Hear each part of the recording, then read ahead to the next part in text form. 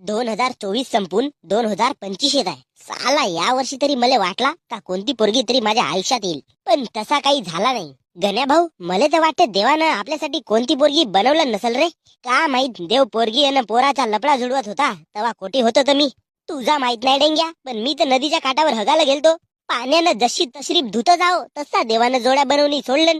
देवाले सांगलोय का इमर्जन्सी होती म्हणून गेलो, पण देव माझ्यासारख्या साधारण माणसाची ऐकल काऊन. त्याची चूक देवाची नाही रे गण्या भाऊ. तुझा थुतुरच काऱ्या डुकरासारखा आहे तर देव तरी का करल.